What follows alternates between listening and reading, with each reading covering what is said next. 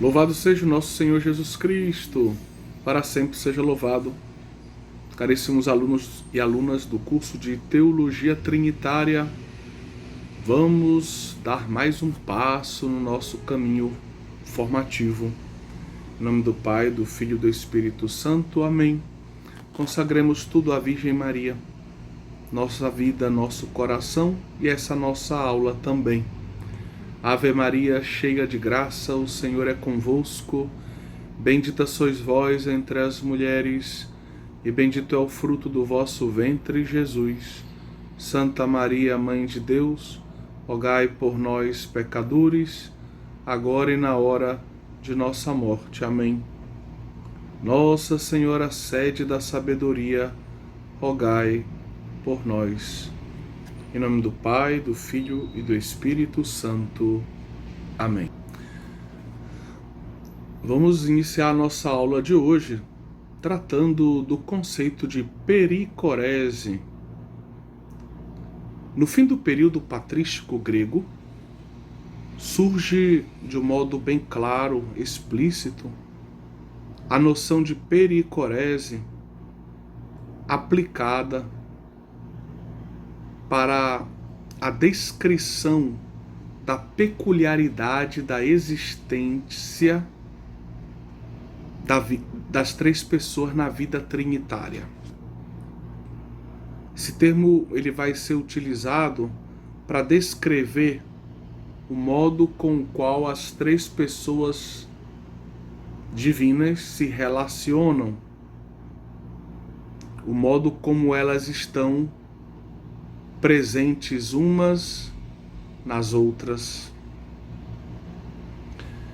O grande nome, quando a gente fala de pericorese no âmbito da teologia trinitária, é São João Damasceno. São João Damasceno, lembrem-se, é o último nome da teologia patrística oriental. Ele morre em torno do ano 750.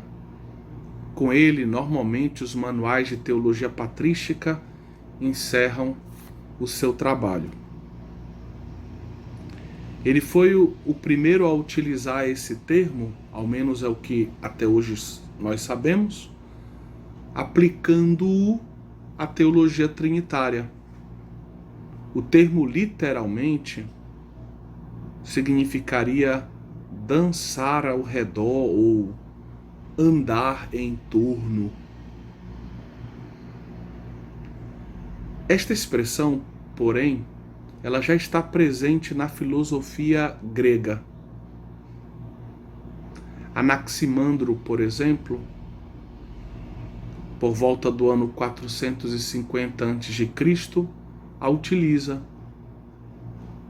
Mas talvez o nome mais conhecido que utiliza essa expressão é o próprio Platão, que utiliza essa expressão para falar da relação entre a alma e o corpo.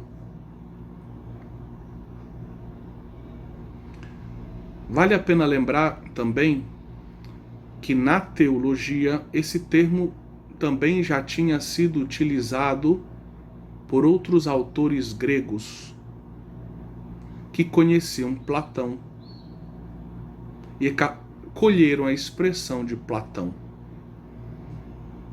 Por exemplo, Gregório de Nazianzo usa essa expressão, porém ele a utiliza no âmbito da cristologia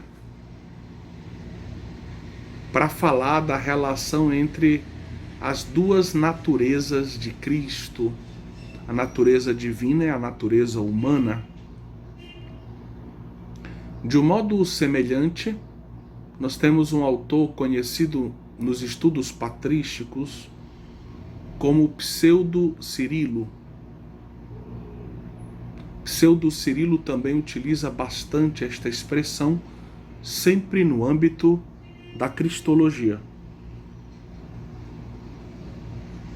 Mas nós estamos interessados na teologia trinitária, esse é o objetivo do nosso curso.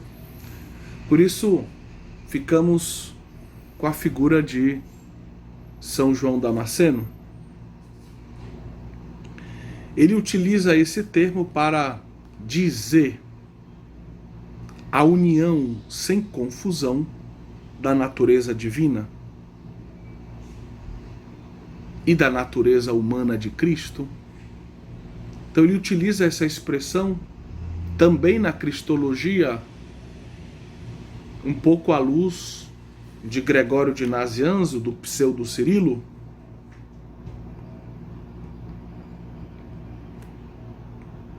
Essa relação de mútua intraexistência entre natureza divina e natureza humana, uma presença, uma espécie, nessa visão de compenetração, como se a natureza divina entrasse na humana e a humana estivesse mergulhada na divina. Mas eis que o que nos faz estudá-lo nesse nosso curso é porque ele vai aplicar essa mesma ideia de um modo original à teologia trinitária, para dizer que as três pessoas da Trindade, que estão unidas na mesma substância, na mesma natureza humana, divina, claro, elas de certa forma estão presentes umas nas outras. Assim, o Pai está de certa forma presente no Filho e no Espírito Santo, e o Filho no Pai e no Espírito Santo, o Espírito Santo no Pai e no Filho. No Pai estão presentes o Filho e o Espírito Santo, no Filho o Pai e o Espírito Santo, no Espírito Santo o Pai e o Filho. Ou seja, existe uma presença, uma existência, por assim dizer, uma presença das outras pessoas em cada pessoa da Trindade, e de cada pessoa da Trindade nas outras pessoas. E é isso que justamente São João Damasceno deseja dizer com esse termo pericorese, essa dança ao redor, esse andar em torno, uma espécie de dinamismo. E aqui eu peço licença, sei que o exemplo que eu vou dar não é patrístico, mas é colhido de uma realidade mais próxima nossa. Se nós pensássemos um pouco no início do cinema, o início do cinema era fundamentalmente o uso de diversas fotografias que eram coladas uma na outra e, por assim dizer, projetadas. Os negativos dessas fotografias eram colados e projetados através de uma luz. E essas imagens, então, uma após a outra, vão dando a imagem do movimento, né? De um movimento. Quanto mais imagens por segundo, mais esse movimento parece perfeito para quem está assistindo. Agora, à luz dessa ideia, pensemos, por exemplo, agora em três pessoas humanas, usemos esse exemplo, que se dão as mãos e começam a girar rapidamente, como se fizessem um movimento de ciranda em formato circular. Imaginemos que eles fossem capazes de girar rapidamente, cada vez mais rapidamente, e você ficasse olhando, por exemplo, para a posição que o primeiro ocupava, que a primeira das pessoas ocupava no início, quando estavam parados. Então, se eles estão circulando, eles estão ocupando pouco a pouco cada um dos lugares que compõem o círculo. Se você ficar olhando naquela direção, naquele ponto parado, aonde estava inicialmente a pessoa A, você daqui a pouco vai ver ali a pessoa B, que vai passar por ali, e daqui a pouco a pessoa C também. E se eles conseguirem girar muito rapidamente, você vai ver A, B, C. O João, o Paulo e o Pedro. João, Paulo e Pedro. João, Paulo e Pedro. Você vai ver os rostos deles. João, Paulo e Pedro. João, Paulo e Pedro. De modo que, se você ficar olhando e eles forem girando rapidamente naquele local onde estava o João, você vai começar a ver o rosto dos três. E a mesma experiência você poderia fazer olhando na outra direção, para outro ponto onde estava inicialmente o Paulo ou o Pedro. Ali também, onde estava o Paulo, você vai ver que vai aparecer o João e o Pedro também. E é onde estava o Pedro, o João e o Paulo também. Então os três vão estar como que presentes nos três pontos, por causa desse movimento veloz. Essa imagem, que é muito pobre, ela nos ajuda a entender como é na vida intratrinitária. Você tem que pensar que na substância divina você tem Deus. É Deus. E que faz parte da natureza divina o ser uno e trino. Agora, se o Pai é Deus, então a natureza divina está ali. E se a natureza divina é uno e trino, graças à mesma natureza divina, eu posso dizer que o Filho e o Espírito Santo estão presentes no Pai também. E se o Filho é Deus e o Filho tem a natureza divina, e se a natureza divina é uno e trina, então eu posso dizer que no Filho está o Pai e o Espírito Santo, e assim eu posso estender o meu discurso para o Espírito Santo. Se o Espírito Santo é Deus, se o Espírito Santo tem a natureza divina, e a natureza divina é uno e trina, então eu posso dizer que no Espírito Santo está o Pai e o Filho.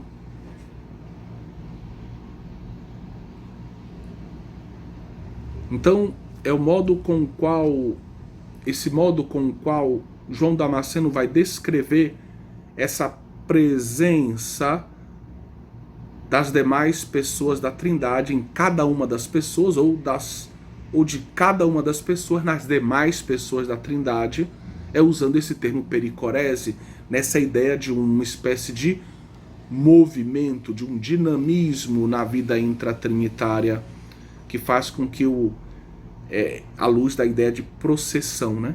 Sempre à luz da ideia de processão, de proceder. O Filho que procede do Pai, o Espírito Santo que procede do Pai e do Filho, ou procede do Pai por meio do Filho, dentro da tradição grega, já que a gente está falando de João Damasceno. Certo. Então, o Pai, que é, vamos dizer, a origem primeira de tudo, bem dentro da teologia grega, né, esse monarquianismo. Então o Pai está presente no Filho, está presente no Espírito Santo. Mas na medida em que eu entendo que o Pai, o Filho e o Espírito Santo são um só Deus e cada um deles tem a mesma natureza divina, são consubstanciais, homoúsios, então eu entendo que por causa da mesma substância, por causa da mesma natureza, em cada uma das pessoas divinas está presente as outras também. Porque a natureza divina é uno e trina. É um só Deus em três pessoas. As três pessoas não são acidentais, mas fazem parte da essência divina, da natureza divina.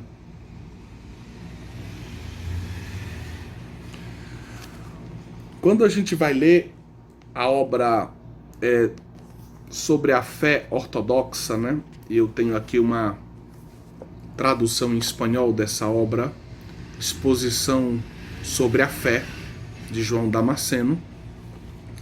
A gente encontra na primeira parte dessa obra, especificamente nos números 8 e 15, textos que apontam justamente para essa doutrina da pericorese. Eu vou ler primeiro aqui o texto que eu tiro do parágrafo 8, um trecho, é claro. Em efeito, nós dizemos que as hipóstases divinas se unem, estão unidas, não como se elas se confundissem. Elas não se confundem nessa união, mas como se elas contivessem uma às outras, como se elas se contivessem reciprocamente, como se as outras estivessem dentro de cada uma.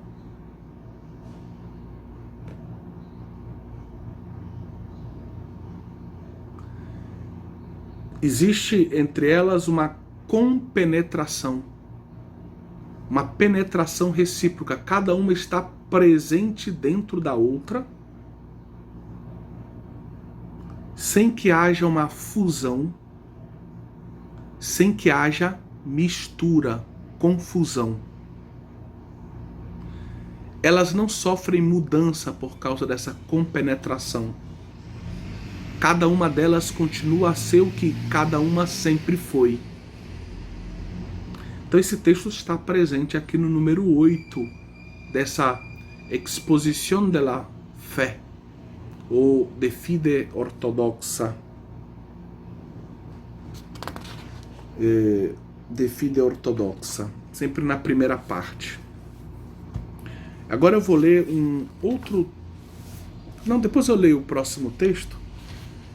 Mas vale a pena dizer quais são os fundamentos bíblicos dessa ideia de João Damasceno. Os fundamentos bíblicos ele encontra no Evangelho de São João. Ele cita bastante João 10:30, por exemplo, quando Jesus ele diz: eu e o Pai somos um. Mas ele cita também João 10:38, quando Jesus ensina que o Pai está em mim e eu estou no Pai. Ou seja, eu e o Pai somos um, o Pai está em mim e eu estou no Pai. Aqui tem essa ideia da compenetração. Um está penetrando o ser do outro. Um está presente dentro do outro. Mas ele cita também bastante João 14, versículos 9 e 11. Em João 14, versículo 9, nós lemos: Jesus respondeu: Filipe, há tanto tempo estou convosco e não me conheces? Quem me viu, viu o Pai. Como tu dizes, mostra-nos o Pai? Não creis que eu estou no Pai e que o Pai está em mim? A mesma ideia que nós temos lá em João 10:38. E nós podemos ler também João, já que estamos aqui, João 14:11. Crede-me, eu estou no Pai, o Pai está em mim. Eu estou no Pai e o Pai está em mim.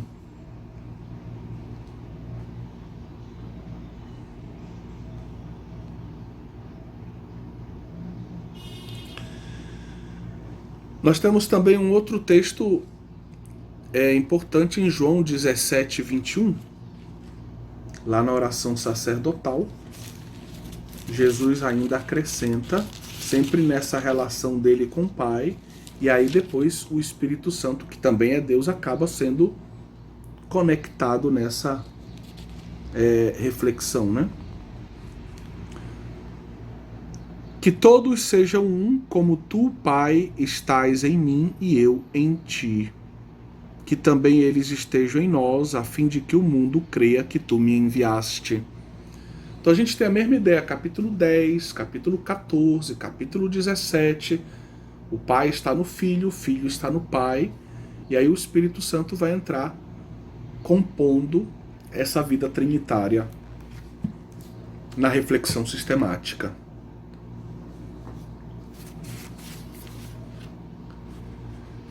Quanto aos autores patrísticos que ele vai usar como base para a reflexão dele, a gente pode apresentar 3 autores. Dionísio Areopagita, que ele cita bastante, por exemplo, a obra De Divinis Nominibus, sobre os nomes divinos, certo? Ele também vai citar bastante Gregório de Nazianzo, especialmente essa obra que a gente tem aqui em grego e italiano, que são todas as orações, parece, né? Mas aqui nesse caso é todas as pregações, todas as homilias, né? Todas essas reflexões sob forma de pregação. É uma obra extraordinária, ele cita bastante São Gregório de Nazianzo. Sem dúvidas é uma referência importante para esse autor, que foi monge, né? Monge lá no mosteiro de Marsabá, em Israel, né? Tá na atual Palestina, se eu não me engano agora, mas é Israel, o grande estado de Israel, né? Bom, e ele também cita o pseudo Cirilo, principalmente no uso que ele faz desse termo lá na Cristologia, certo? Bom, dito isso, agora eu queria apresentar para vocês rapidamente um texto que se encontra parcialmente na página 203 do nosso manual, tá bom? Que é uma citação justamente de Damasceno, do Damasceno, e eu vou, digamos assim, prolongá-la, né? Vou começar essa citação com um outro pequeno trecho que se encontra no número 15 da primeira parte do De Fide Ortodoxa. Deixa eu encontrar aqui o texto. Número 15 não, perdão. Número 14, tá? Então, a primeira parte eu vou traduzindo aqui do espanhol e a segunda parte a gente lê do manual. Existe uma permanência e uma inabitação de uma hipóstase nas outras, ou de cada uma das hipóstases nas demais hipóstases. Porque as hipóstases divinas, elas estão unidas e são indivisíveis uma das outras. E possuem uma compenetração sem confusão. Ou seja, elas se compenetram, elas estão, uma entra na outra, uma está dentro da outra, sem nenhum tipo de confusão. Elas não se confundem. E aí agora sim a gente lê o trecho que nós já tínhamos traduzido, que está no nosso manual, quando ele exemplifica o que ele está dizendo logo adiante, dizendo: o Filho está no Pai e no Espírito, o Espírito no Pai e no Filho, o Pai no Filho e no Espírito, sem que haja uma fusão ou mistura ou confusão. Um e igual é o movimento. Veja a ideia de dinamismo, movimento, pois a dinâmica e o movimento das três pessoas é único. Então daí o pericorese, andar, dançar ao redor. Um e igual é o movimento, pois a dinâmica e o movimento das três pessoas é único, o que não acontece na natureza criada. É uma especificidade da natureza divina. Então, para João Damasceno, essa realidade da pericorese é uma realidade intradivina, intratrinitária e ponto. Não se aplica ao mundo criado. Essa ideia vai ser superada pela teologia contemporânea, que vai tentar aplicar essa pericorese à vida, vamos dizer, do mundo criado. Seja esse mundo criado sob o efeito da graça na igreja, seja também a sociedade, né? Como Leonardo Boff vai tentar fazer no seu ensaio Trindade e Sociedade, né? Que ele tenta relacionar a Trindade como modelo de vida para a sociedade humana, né? Ok. Então, dito isso, a gente continua. Esta ideia recorda o Ladária, o atual prefeito da Congregação para a Doutrina da Fé, que é um grande conhecedor tanto de Santo Irineu de Lyon, quanto de Hilário de Poitiers. A gente escreve Poitiers, mas a pronúncia é Poitiers.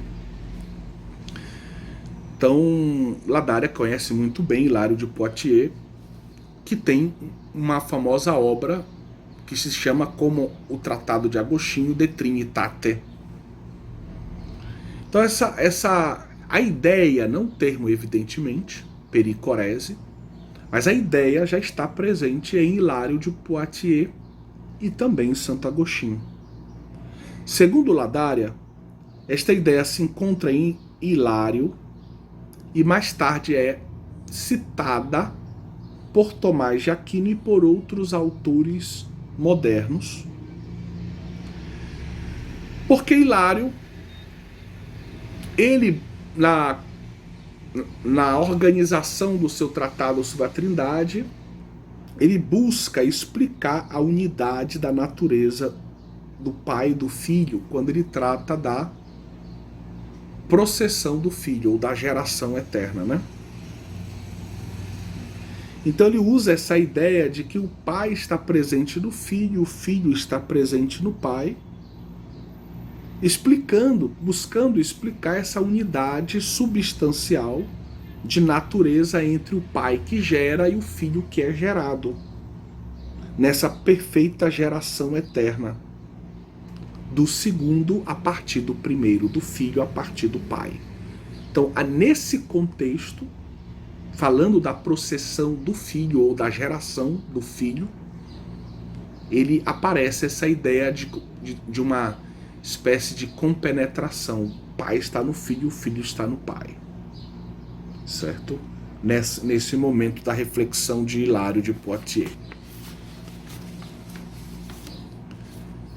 Da mesma forma, né? Da mesma forma, a gente pode recordar que essa ideia também se faz presente em Santo Agostinho. E aí nós gostaríamos de ler um trecho do De Trinitate de Agostinho, que a gente propõe no nosso manual, nas páginas 203 e 204. Na Suprema Trindade, uma coisa só, a res, é tão grande quanto as três coisas juntas, as pessoas. E duas coisas não são maiores que uma só. Além disso, cada uma delas é em si mesma infinita.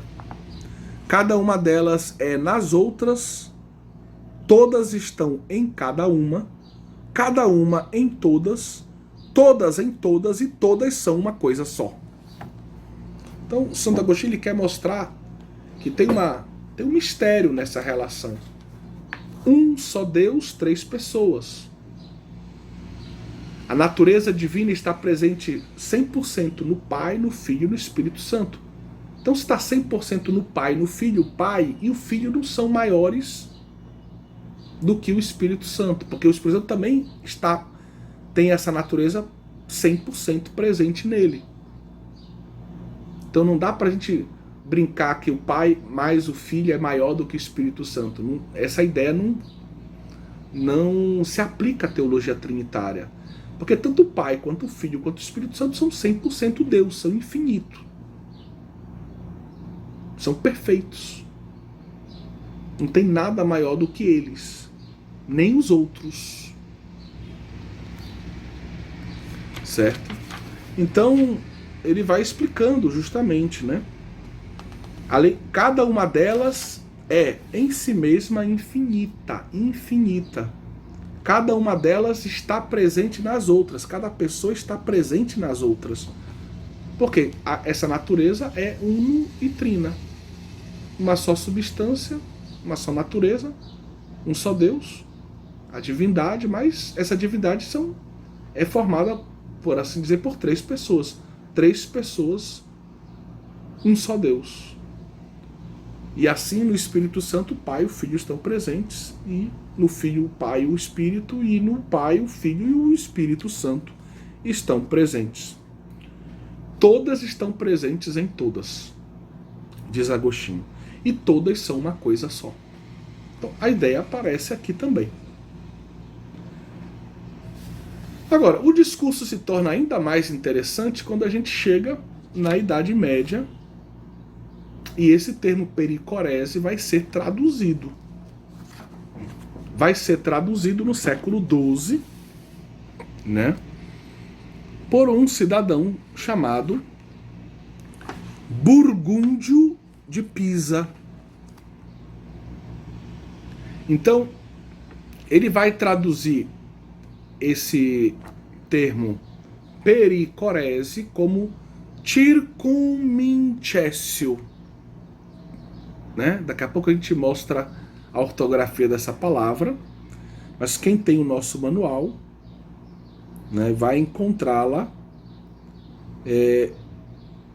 na página 204, no segundo parágrafo. Já no primeiro parágrafo aparece, mas na terceira linha do primeiro parágrafo aparece e circummincessio, e aí se diz essa ideia do incedere, avançar, né? Então, Burgúndio de Pisa vai traduzir a obra de São João Damasceno do grego para o latim. E na hora de traduzir pericorese, ele vai traduzir como circummincessio. Circummincessio. O termo circummincessio com C significaria o recíproco mover-se. O mover-se em torno de. E aqui teria essa ideia, né, de um dinamismo.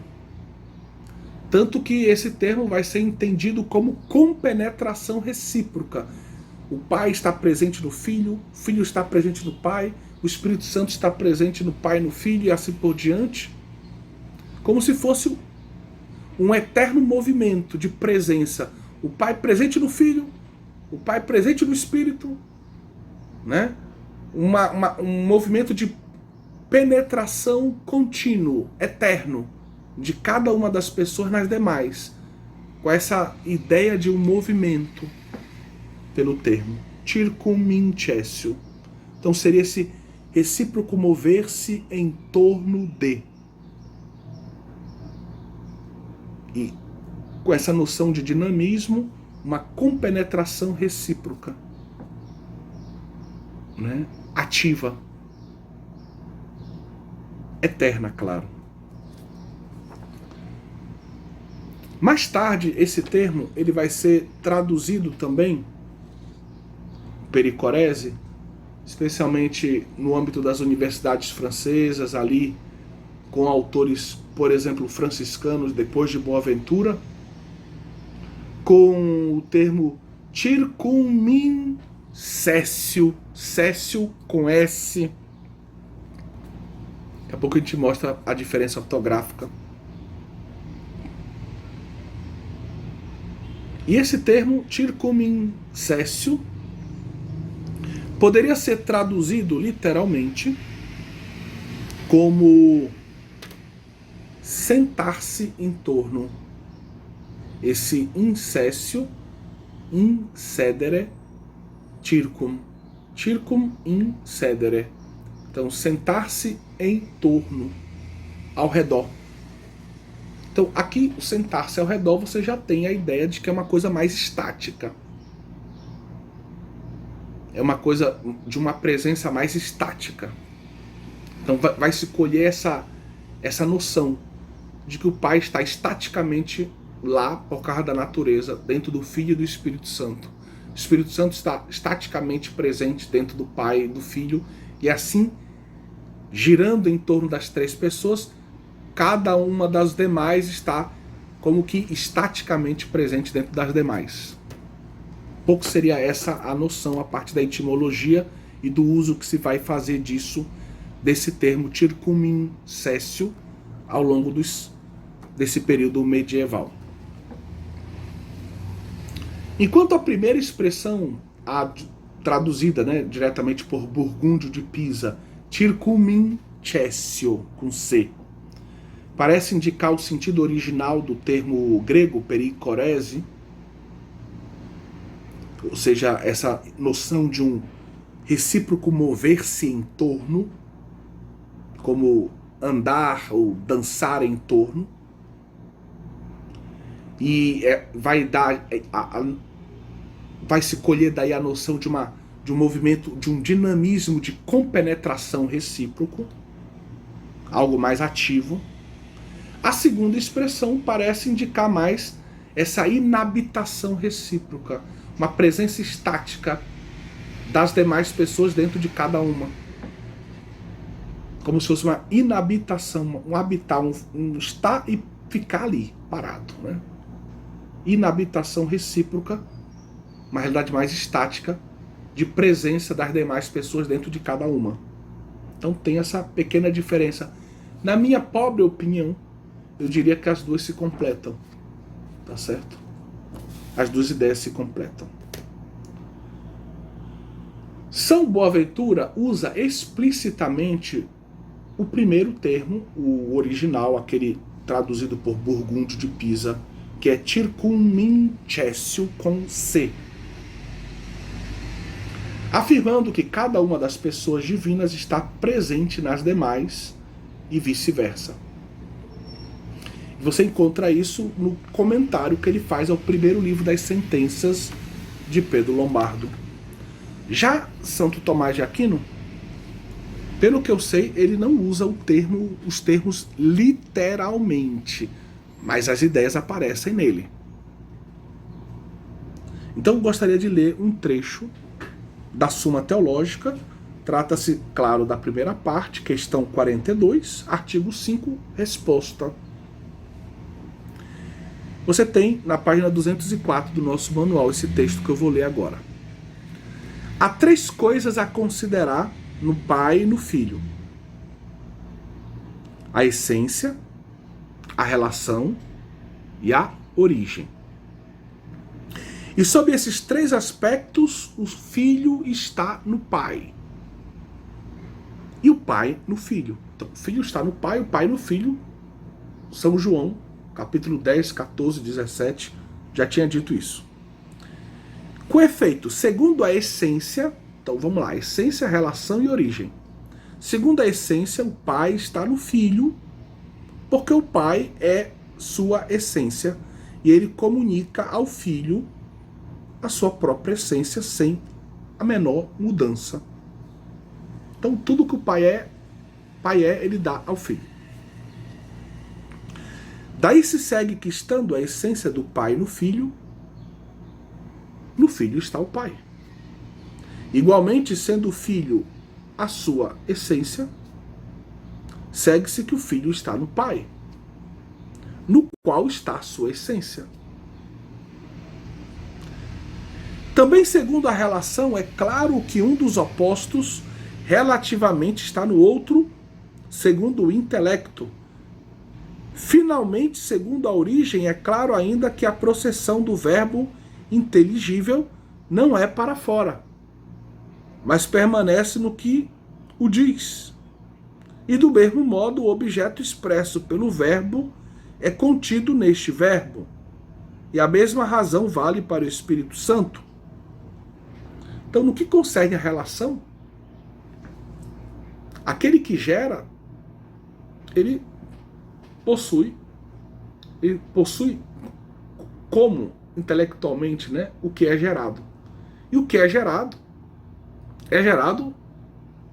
por aquele que lhe dá tudo o que é. E por isso o Pai está no Filho também. Da mesma forma, pela questão de origem. O verbo, ele diz tudo o que o Pai é. Então, o que o Pai é está no verbo. E o verbo, ele provém do Pai. Então, o que o verbo é está no Pai. E aí Santo Tomás justamente diz, a gente poderia aplicar tudo o que a gente está dizendo aqui ao Espírito Santo também.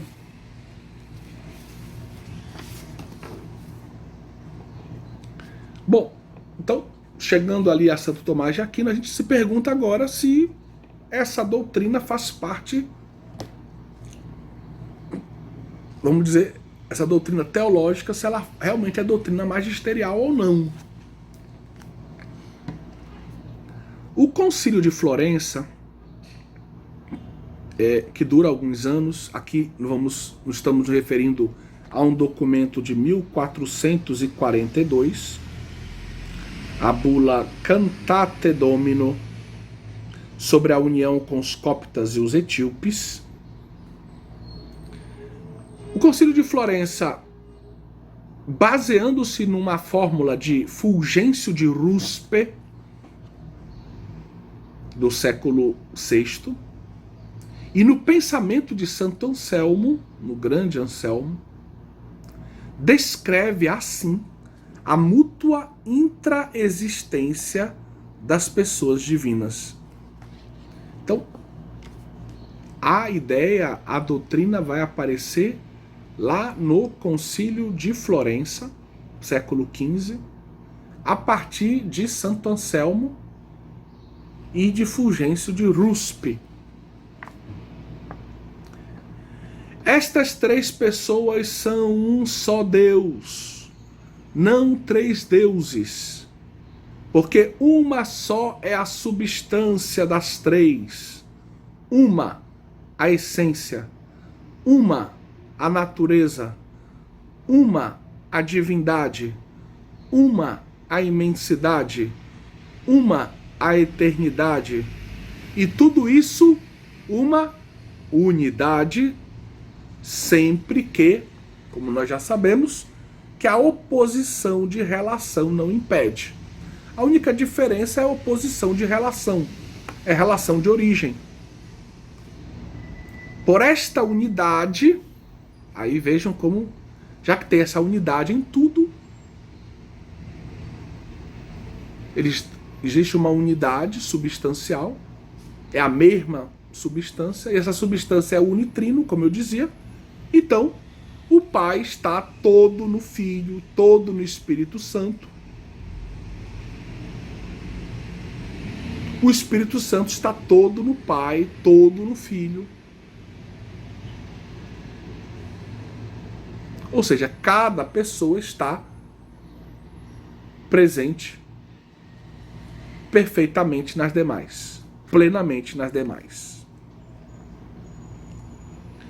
Ladária nota que o Concílio de Florença considera a pericorese como uma consequência da unidade da essência divina.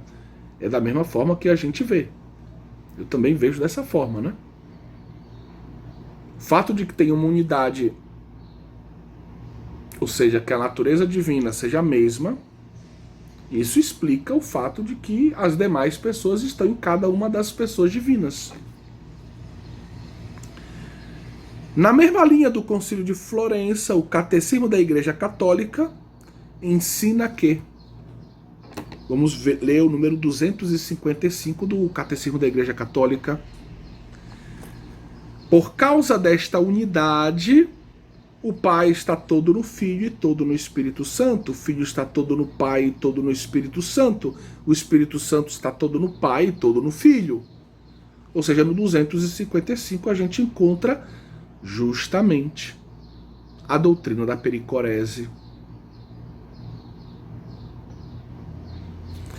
Essa doutrina da circunseção, como a gente pode dizer em português, temos dito circumcessio,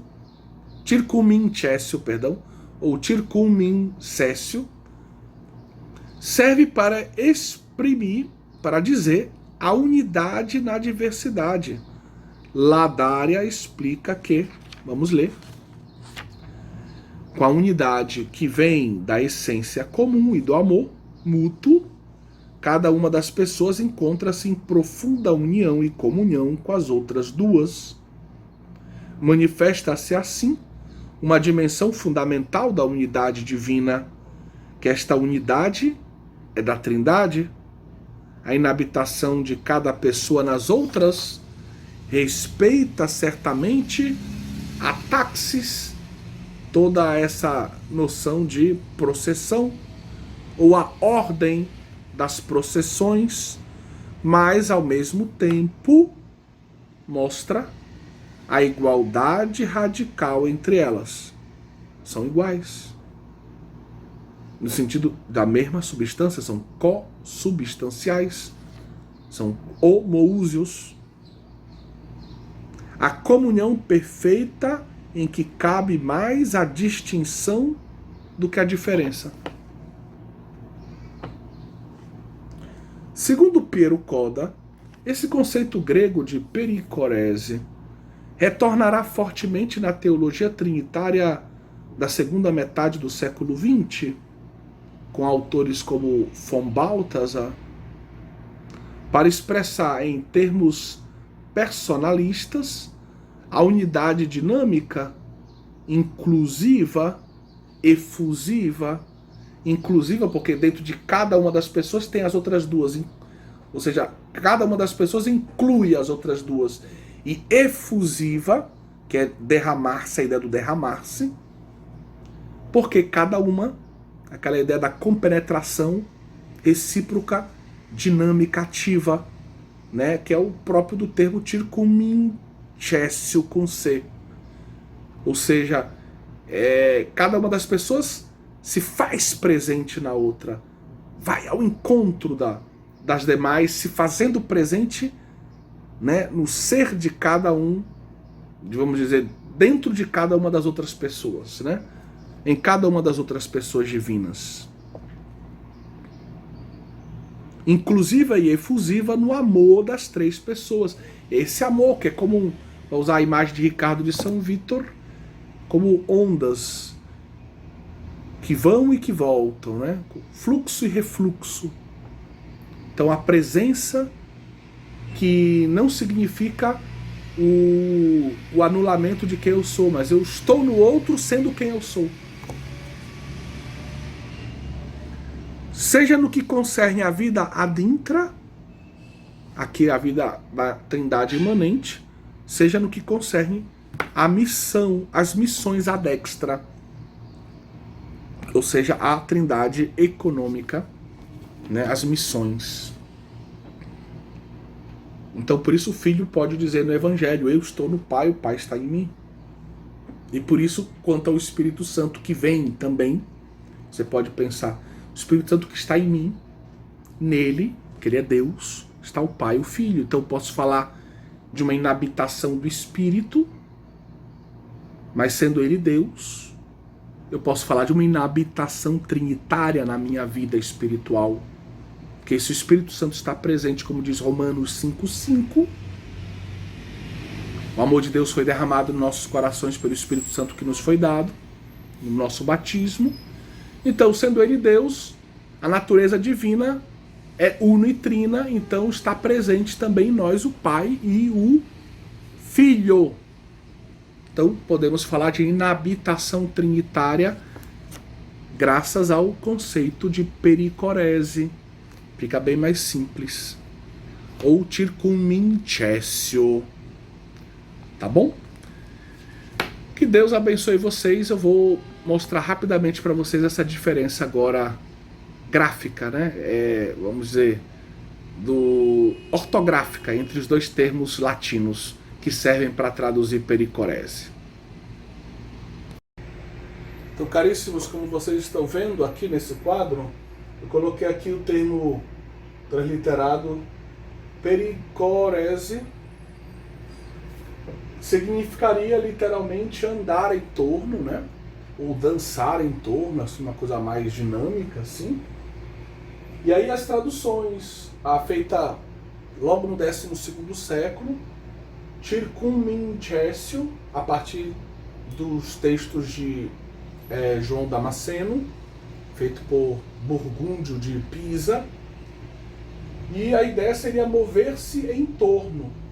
E a gente colheria então essa ideia também de uma compenetração recíproca ativa, justamente por esse movimento que vai do Pai para o Filho, do Filho para o Pai, do Pai para o Espírito Santo, do Espírito Santo para o Pai para o Filho, dando essa ideia de mover-se em torno, né? Mover-se em torno, essa compenetração recíproca, essa presença de cada uma das pessoas nas demais, né? Então, bem ativa essa ideia, né? Bem dinâmica essa ideia. Enquanto a ideia circumintessio, vejam a diferença, o C e o S, seria mais o sentar-se em torno, né? Circumincedere sessio. Então, sentar-se em torno, né?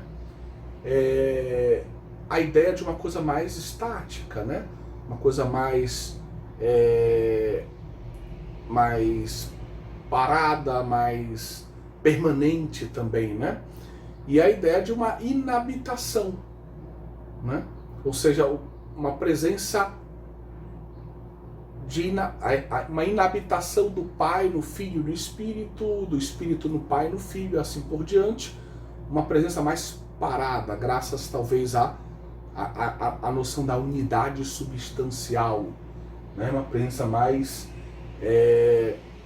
estática, certo? Uma noção mais estática dessa presença de cada uma das pessoas nas demais.